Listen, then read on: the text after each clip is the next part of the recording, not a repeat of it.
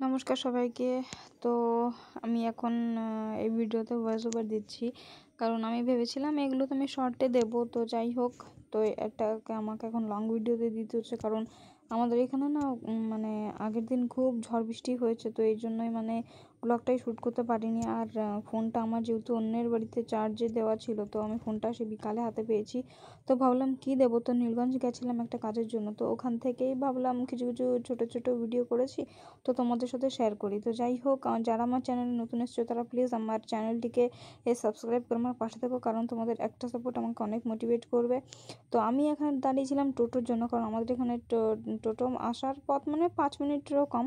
তো যাই হোক, এখানে এসে আমি দেখি একটাও টোটো নেই। তো ফাইনালি একটা অটো এসেছিলো, তো ওই অটোতে উঠেই যাচ্ছিলাম নীলগঞ্জের দিকে। আর না দেখো, মানে একটুতেই হালকা বৃষ্টি হলে না রাস্তা কেমন মানে ভিজে চ্যাপচ্যাপে হয়ে যায়। তো যাই হোক, অনেক কষ্ট করে মানে দুপুরে যেহেতু এসছিলাম, তো কিছুই পাচ্ছিলাম না।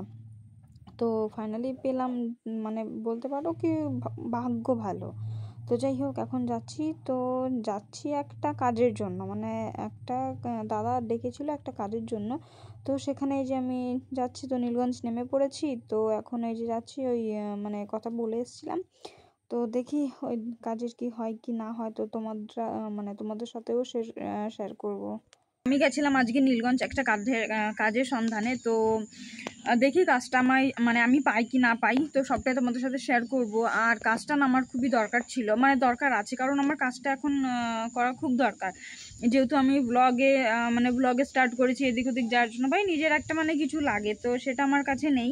তো তার জন্য আমি এই কাজটা আমি মন প্রাণ দিয়ে করতে চাই। তো বাস এখন বড় মা ভরসা, বড় মা যদি কাজটা করিয়ে দেয়। আজকে আমি সেখানে গেছিলাম, গিয়ে কথাবার্তা বললাম। তো এখন দেখি রাতে কি আপডেট আসে কি না আসে। তো যাই হোক, এটা আমার জন্য একটা সুখবর বলতে পারো, যতক্ষণ না মানে গ্রিন সিগন্যাল না পাচ্ছি। তো দেখা যাক, মনে হয় অবশ্যই হয়ে যাবে। এখন তারপরে তো কিসমত ভরসা, তো কি হয় কি না হয় সবটাই তোমাদের জানাবো। কোথায় কি করছি কি না করছি সবটাই তোমরা আপডেট পাবে। মায়ের শরীরটা না হঠাৎ করে অসুস্থ হয়ে পড়েছে, এখন জানি না কি করব কিনা, মাথায় কিছু আসছে না। আর ব্লগ শ্যুট করতে আর ভালো লাগছে না। তো যাই হোক।